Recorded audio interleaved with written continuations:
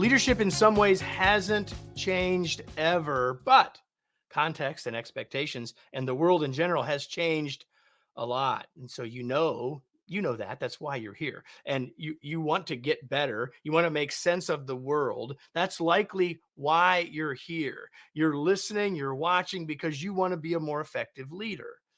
That's why this is created for you. And today we're going to talk about the art of modern leadership. Welcome to another episode of the Remarkable Leadership Podcast, where we are helping leaders grow personally and professionally to lead more effectively and make a bigger difference for their teams, organizations, and the world. If you're listening to this podcast, you could be with us in the future live, like some people are right now. And to find out about how to do that and join a future live stream, you can join one of our social media groups, which will give you all that information, give you some other inside scoops as well.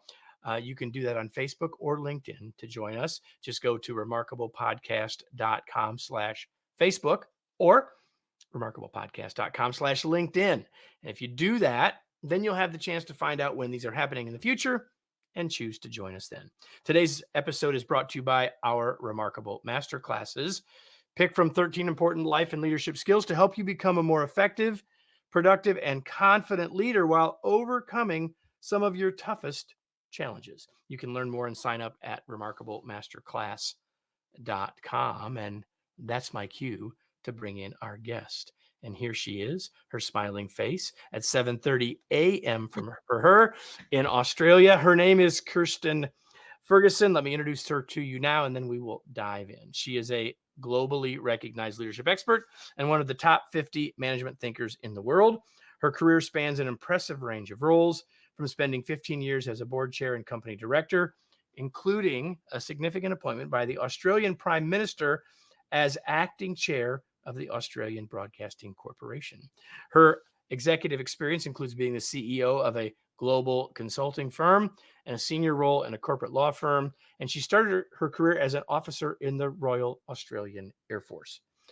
Kirstin, I believe you're the first person I've had on the show who was in the Royal Australian Air Force. In 2013, she was awarded as a member of the Royal Order of Australia, recognizing her significant contributions to business and gender equality. She holds a PhD in leadership and culture and is an adjunct professor at the QUT School of Business with honors degrees in law and history. She's smart, she's accomplished, and her latest book is right here. Head and Heart, The Art of Modern Leadership. It's been acclaimed globally and won many awards, and that's why she's here, and that's why I'm excited to have her join us. Kirstin, welcome. Kevin, what an introduction. Thank you so very much. Well, I called your mom. Listen, I'm so glad that you're here, and obviously when I share a little bit about your background, it probably leaves people wondering with lots of sort of open loops in their mind about what might be true about you. I don't really want you to go back into that as much as answer this question. What sort of led you to this point? Like, you didn't wake up when you were 10 and say, I think I'm going to be a leadership expert, write books about leadership. And yet here you are. So tell us just a little bit about what gets you to this place, a little bit about the journey from that perspective. That's a really interesting question. Look, at any point in my life, I don't think it would be one that my 10-year-old self would have thought was particularly interesting. But it's funny. I feel like I've come full circle. So you mentioned my Air Force career. I was only 17 when I went to our academy, similar to your Air Force Academy. And I'd come straight from a private girls' school. So it was quite a culture shock. I'm guessing that was a culture shock. Yeah, exactly. But I did my first university degree there, and I ended up studying history, which for anyone out there, isn't the path to a career glory, but it was particularly interesting. And I did an honors year and a research thesis in leadership. Now, I didn't know then that I was going to be sort of continuing to do that 30 years later. but obviously I had an interest in it from way back when. I think I've always been someone that says yes to opportunities. And so I've never had a linear career or even linear goals. I, reinvent myself all the time based on what I'm passionate about and what I want to be doing. And as you mentioned in your intro, for the more than a decade, I've been a professional company director sitting on boards. Then I started writing a book or two, and now on to my third. And I thought, okay, well, that's the next phase for me, and I'm loving it. So, okay, so the title of the podcast and of the live stream and the subtitle of the book is The Art of Modern Leadership. So we should probably start there. What do you mean, Miss Historian? What do you mean by modern leadership? Well, I can see you've got the book there. So you would have seen the first chapter. I couldn't resist a little bit of history, looking at how we It's got definitely to. there. You've got a whole chapter on history. Yeah, well, why it is that, we've had this great man theory from the 18th century that's told us that leaders have to be all knowing and, the people at the top of the organizational chart, whereas modern leaders are around us every day. I truly believe that every single one of us is a leader, whether in our homes or in our community or in our roles, whether or not we're formal leaders, and all of us have the ability to lead with our head and our heart. And I really believe that leadership is simply a series of moments, and that every moment is an opportunity to lead a positive legacy and to lead with impact. And that doesn't matter what kind of formal position you're in. And all of us can think of leaders around us who don't have those formal titles, but who leave positive influences on us every day. Yeah, I often say leadership is a verb, not a noun. It's things that we do, not a title that we hold. You said something earlier as you with your history hat on about sort of the great man theory of leadership, and while I think that generally speaking we've passed that chasm for pretty much everyone, but there's something in what you said that I think still leaders today and at all levels struggle with, which is I'm supposed to have the answers. I'm Yeah. supposed to know all the stuff. Like I got promoted because I was good at it, and now I don't have all the answers, and it leads to all sorts of issues, and it leads to some counterproductive behaviors, but not necessarily with bad intent, but often perceived by their team with as massively bad intent, right? Yeah. So Oh, you want to absolutely. comment about that at all? Yeah, I mean, it has left the great man theory, while it in of itself has fortunately disappeared over the centuries. The legacy it's left is still very much with us. And even if you think about the people we learn about in school, the kind of leaders that we learn about, they're always the titans of industry or the presidents or the kings and the queens or the explorers, those individuals that stand out at the top of the tree because of their formal authority and control and command. And that's just not the kind of leader that we have around us anymore. And as you said, one of the other legacies of it is this idea that leaders are infallible, that we somehow know what we're doing. And every leader will tell you that is far from the case. But that Any need. leader that has any amount of self-awareness, we're going to get to that Exactly. in a bit, right?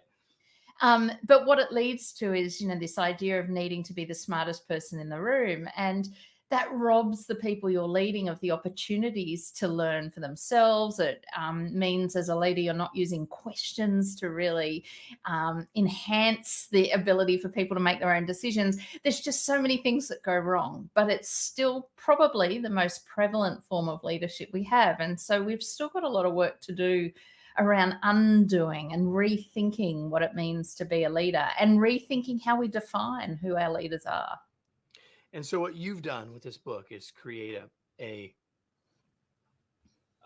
simple but not simplistic way of thinking about it, head and heart. And so I want to dive into all of it a little bit, but first of all, when you say leading with our head, we've really sort of been talking about that a little bit, but say a little bit more. What's the good side and the dark side of leading Yeah. with our head? Well, first of all, I mean, it's obviously a metaphor, and Well, head yeah, and no, go heart ahead. is just an easy way, a simple way, as you said, of really capturing that idea, because I think we all understand what that means. Leading with our heads is all the things that we're technically brilliant at. It's actually where we're most comfortable because it's tangible, measurable. You can put it in a policy, you can give a KPI on it. It's where we like to sit. And it's what we've been rewarded for at school, generally through promotions, and it's just something that where we live. And you mentioned before, often leaders have been promoted on their ability to be technically brilliant or leaders in their industry, but that doesn't mean they're particularly effective leaders. And I will talk about that because that's what this art of modern leadership is, balancing it with the heart. But the heads covers 4 attributes. And did you want me to just talk about what those are? Well, shockingly, I have them to put down below you as you say them. So We there are haven't even 4 planned that, there are Kevin. 4 head-based attributes. You were with me early when I was multitasking and typing them in. So yes, that's what I was doing Um, when you were not having my full attention, as it and turns out. I know that we're going to talk about where people can go and test this for themselves, and we might have a look at yours. But just for anyone who's listening that wants to go to headheartleader.com, and then I'll explain what you can do there. But the first attribute of leading with the head is curiosity. And it's not just being curious for some things, it's truly being curious for anything and being willing to fill gaps in your knowledge and just accepting that you don't know everything. That's a big challenge, as we talked about before. The second is wisdom, and this is all around decision making, and that's being able to assess what's known and unknown, weigh out risk and reward, search for data and evidence. This is my worst of the 8 attributes, Kevin, I can admit. Well, I So, want you to go through the other 2, and then I want to come back and ask you a question about wisdom. But to make it easier for everyone following along so far, sure. of the 4 Okay. heart-based, or head-based, we've talked about curiosity and Yeah, and wisdom. wisdom. What's the Number third one? 3 Yeah. is perspective, and that's going to be the most important of the 8. And that's all about reading the room.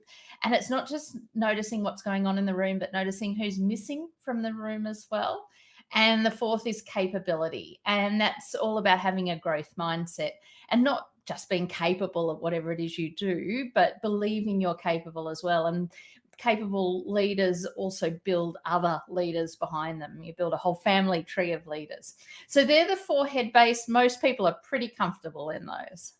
But I have a couple of questions about that because even Yeah. as you described them just now, um, there was an emotional component to them, right? And Oh, we're going to get to totally. the heart-based piece in a second, but the way you described the example you gave for perspective was Yeah. about reading the room, who's in the room, who's not in the room. So it was more than just observational Yeah. acumen, right? So in my research, 20,000 people, or 19,000 people or so, I've done it since January. Perspective relates most highly or correlates most highly with empathy. All of these are not so binary as to be just, I mean, remembering it's a metaphor. So of course it's a spectrum, you need everything. But we had to make a neat metaphor. And so that's how we've sort of divided it up. But you're absolutely right. Curiosity and humility are the 2 that really balance with each other as well. And We'll get leaders, to those other 4 sorry, I in don't just want to, no, no no, that's okay. spoilers. I'm just trying to help people who are, listening while they're on the treadmill, right? I recognize that. Now, if you're listening while you're on the treadmill or whatever else you're I'm multitasking doing, impressed if you're you on should the you treadmill. should stop doing that and just listen. But then you should also just make sure you go to get a copy of Head and Heart by Kirstin Ferguson. So I've been telling myself all day, make sure I don't mispronounce your first name because I know it's been mispronounced a million times in your life with the R and Well, the I at the beginning being oh, trans. yes, it's definitely not Christian, but it's also I just know, and I've been Kirsten. working hard. Americans, I get a very different accent on my first name from you guys. So we're very blunt. We just call it's just Kirsten, whereas I get a Kirsten with an Well, American I'm just trying accent. to do Kirsten. I'm just trying to make sure I don't transpose the R and the I. I've You been telling haven't done myself that that. You have all not done day. that. So maybe that means that I have at least a little of this heart-based stuff. So let's talk about the 4 heart-based attributes. So thinking Okay. about the balancing out of the Yeah. of the head side. So what are these? And So these first are of all, just what do you mean by these? And then let's talk about the 4. yeah, and they are just as important as the head base, but they're much harder to see and feel and quantify and measure. But it's all about our emotions and how we view and are viewed by the world. The first is humility, and this means we're basically willing to seek out the views of others. We understand things are beyond our control. We're open, grateful for new ideas. So it's all about intellectual humility. Self awareness, which is really understanding the impact that we're having on others. Third is courage, and that's the courage to speak up for what we believe in, even in the face of pressure from others not to do so. And then finally, empathy, which is all about putting ourselves in the shoes of people with very different lived experiences to our own.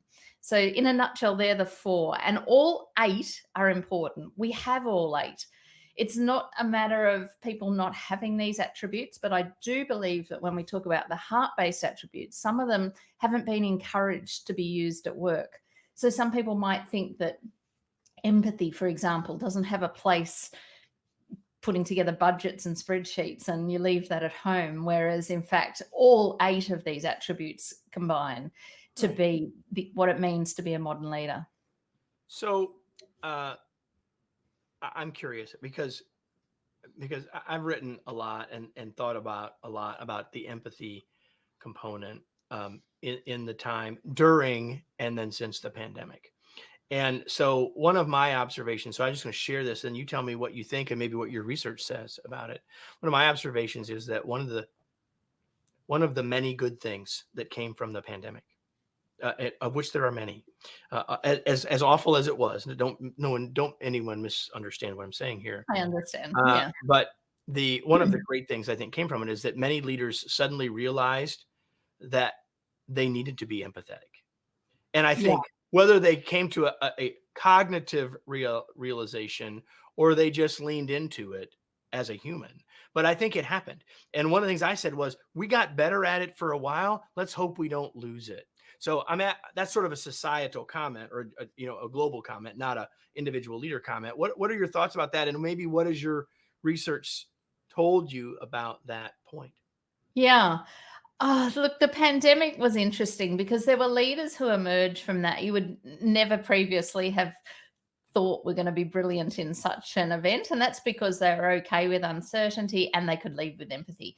There were other leaders who clearly had relied on their position and their authority and their command and control who failed dismally.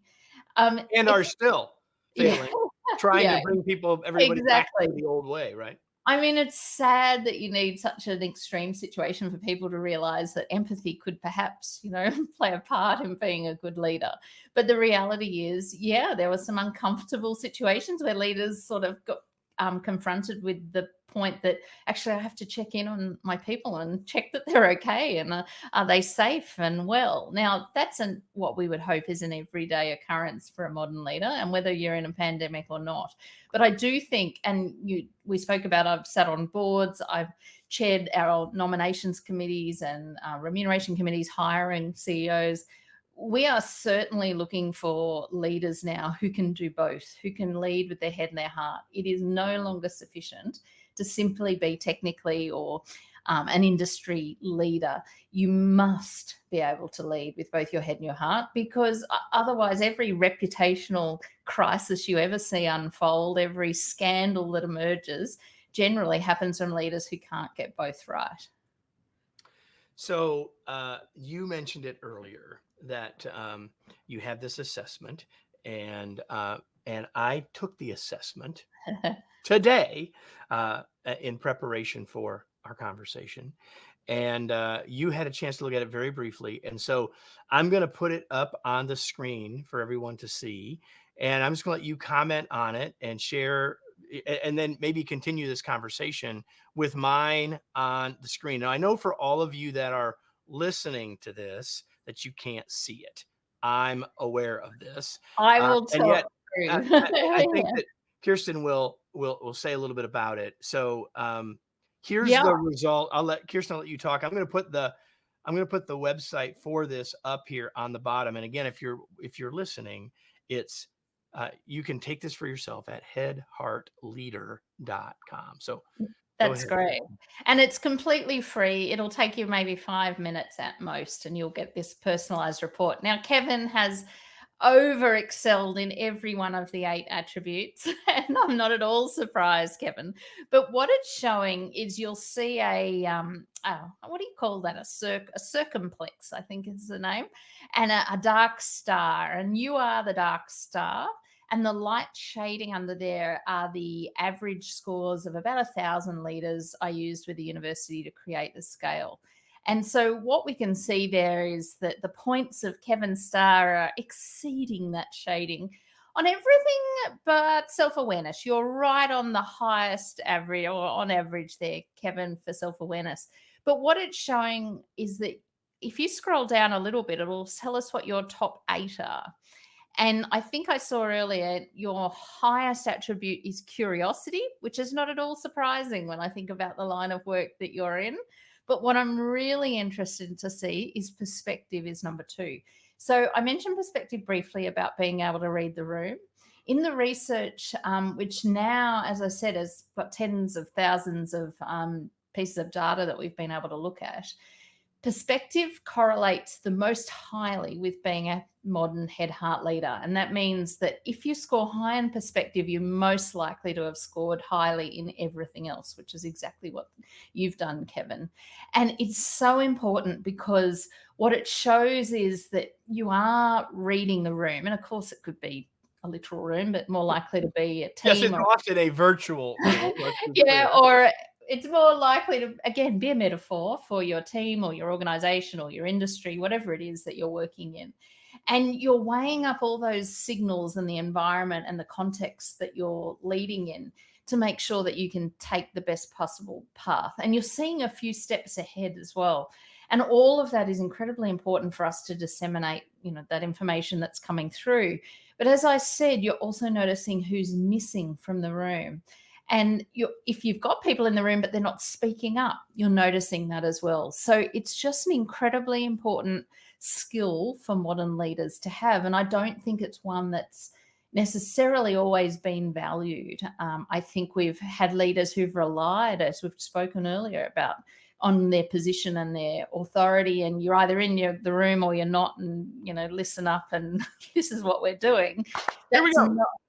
That's not what a modern leader is all about. They're really trying to use those signals to adjust their leadership style to be the most effective they can be. So it's a great report, Kevin, and anyone can go and get their own personalized report, and I'd love to hear how you go. Headheartleader.com. I said earlier when we were going through them that I wanted to talk a little bit more about wisdom, because I think that we've moved from an information age to a wisdom age. And that while I'm not by any means am I disputing your research, I'm not saying that at all. I do think that wisdom, though, is a really important piece, because we are inundated, we are deluged. We are deluded by all of the information available to us. And so wisdom and discernment, I think, is so very important. And so what else would you say about that one specifically? That would help anyone who's here think about what they might need to do differently. And we're not disagreeing at all. I mean, it made the top 8. I started with 54. Sure. So wisdom's definitely important. My challenge is it's my least effective. And perhaps I'll start with why I know I'm terrible at wisdom, and it might resonate with others, and it'll help explain why it's so important. So I'm really good at making decisions. I can make decisions very quickly, and I have no challenge around that. But about 80% work out. 20%, I think, I probably should have thought that through a little bit better. Probably should have got a bit more information, a bit more data, weighed up risk and reward, all of that sort of thing. And luckily, they're generally never too significant. But I think everyone would understand what I mean about that. My husband, on the other hand, his scale, he scores number 1 for wisdom. So we're obviously a good partnership. But wisdom's all about assessing what's known and unknown, looking for that data and evidence.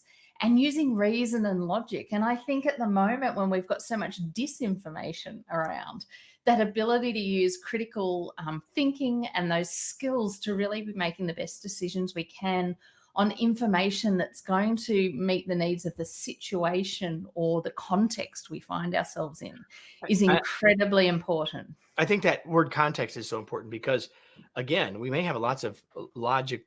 To me, wisdom means more than, and again, I don't think we're disagreeing. Yeah. Wisdom is more than just the logic and more than just the rational, right? And so, even though it's one of the head-based Yeah. attributes, the piece that is often missing is that deal being able to decide without complete information, or being able to decide in those moments of uncertainty, and not being able to rely on a best practice, because there's no such thing as a best practice for going someplace we've never been And the before. pandemic was another fabulous example of that. We had very little information at the beginning, and yet we were having to make incredibly significant decisions in the face of no information. And I think some leaders did that very well. Other leaders really struggled, really, could not deal with the fact they weren't able to prepare a position paper and put all of the data and evidence together. Yeah, so we had a comment that came in and said that the biggest concern for any organization or community, or I would say, or leader, should be when their most passionate people become quiet. That's Yeah. a useful And insight. that's a great comment. And anyone who reads the room well will notice that. And that's why it's linked to empathy. If you're not reading the room, you don't even notice who's, quiet. And that's a challenge for modern leaders. So we're going to talk about modern leadership. We've hopped around this topic a bit, but the idea of all of the people might not actually be in the actual room, and some of the people, like on my team, I don't see hardly ever, once a year maybe. So, what would you add based on your research and based on this work of head and heart leadership, about doing it at a distance? Anything you want to specifically add to Yeah. that conversation? I spent the last sort of third of the book is all about how we lead in a remote workplace, and to me, it is no different. So, I'm like you. Most of I don't see my team face to face at all. Yet we've still got a culture as a team. We're still curious. I'm still working with them on making great decisions and reading the room, even though I'm not physically seeing them. I think the heart-based attributes of having humility and self-awareness and courage and all of that still applies. As leaders who aren't seeing physically the people we're leading, we obviously need to make a lot more effort to find those moments to check in, and you need to consciously make time for that to happen. But you should be doing that anyway. So, I struggle. Even the big multinationals, for example, they will have CEOs and leaders who didn't see everyone in their organization of tens of thousands of people. They were Before. working in different. It might not even be in a different country. It could just be on a different floor in the building. You're still not seeing them all. And So, if you've ever worked in that sort of such situation, you know that every floor is almost like a yeah, different country. Like it and is, right? exactly. And then you ask any person who's had a toxic boss, going into the office is a really challenging issue. So it's not as though there's a magic panacea if we're all physically together. So I don't see that being a modern leader has any physical versus hybrid differentiation at all. So in our book, The Long Distance Leader, which I'm working on the second edition of at this very moment, Right. um, we said rule number one is think leadership first, location second. And Yeah. so really very much in alignment with what you're saying. There are differences, but they're nuanced differences. It's a small percentage of the total, right? It's So 100%. And all these water cooler moments, it is a small percentage of the workforce that actually catches up with their boss at the water cooler, or, see, it's just not how life is that's anymore. why on our Slack channels include the water cooler channel. That is not a lot. We actually have a water cooler channel, which today included people showing pictures of their Christmas trees, as it turns out. Perfect. So a couple of other things before we finish up, sort of shifting gears. We've talked a lot about your work and your research, and it's clear that you're passionate about it. And yet I'm curious, what do you do outside of all of that?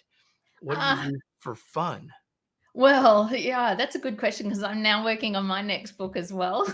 But I live on the beach. I live in Australia, as you can probably tell, in Queensland on the Sunshine Coast, just south of the Barrier Reef. And I love living on the beach, so I'm down there all of the time. And yeah, I've got a dog. He keeps me occupied, and my husband, and yeah, I've got a wonderful life. So note everybody, she talked about the dog before the husband. Just saying. Um, listen, My husband often mentions that happens. Yeah. well, maybe that's feedback, Kirstin. Yeah, Maybe I don't know. exactly. Um, uh, You can just see the head of my dog there, Huey. oh, Oh, he's asleep. yeah, I can That's just. his I wouldn't chair. have known that's what it was, but now I can see. So, No, there he is. the only question I told you I was going to ask you is this one, and that is, so what are you reading? Yeah, I'm currently reading Amy Edmondson's new book, Right Kind of Wrong. I met Amy last month in London at the Thinkers 50 Gala, and I think she's fabulous. I loved the Fearless organization, and I'm now loving Right Kind of Wrong. It is on my stack. So, doing this show, obviously, I'm reading books 3 this week for this Wow. podcast, but that is on my list to read. I have the copy, and the time is hopefully coming soon where I can do that as well. So Great. now the question you've really wanted me to ask from the very beginning: where can we learn more about you? Where can we get the book? Where do you want to point us? Before Well, you we can visit my website, which is kirstinferguson.com. And as you heard, that's the spelling. I'm not even going to say the wrong spelling, or that'll confuse everyone. It's See, on I the didn't screen. actually say it either. I just hinted at it. KIR. KirstinFerguson.com. That's it. KIRSTIN. Yeah, go there, or you can go to headheartleader.com, pick up a copy of Head Heart, The Art of Modern Leadership on Amazon and everywhere. It's all over the world. And I love hearing from people that listen to podcasts and listen to events like this. So get in touch. All right. So I want to thank you, Kirstin. But before we finish, I've got a question I ask all of you every single time we gather. If you've been here before, you know what it is. And the question is, now what? What are you going to do as a result of this? Hopefully, one of the things you'll do is, of course, get a copy of the book, but go take the assessment. Go to headheartleader.com and take the assessment. I encourage you to do that. But beyond that, there were all number of things that we talked about over the last 30 minutes or so that the value that you will get will be from thinking that through. What action will I take as a result of this? Not just sort of, hey, they were fun and it was interesting, but what am I going to do? That is what will make the difference for you and for ultimately for your team. So I thank you, Kirstin, for being here. It was such a pleasure. I've been looking forward to our conversation, and it did not disappoint. And so for all of you who are listening or watching, I hope that you'll come back again for another episode. If it's on the podcast that you're listening, you know how to do this. Like, give us a recommendation, give us a referral, tell somebody else to come join us, maybe go back in the archive, but don't worry about that. No guilt. Just go forward, because every week we'll be back. And I hope that you'll be back with us next week for another episode of the Remarkable Leadership Podcast. Thanks, everyone. Thank you.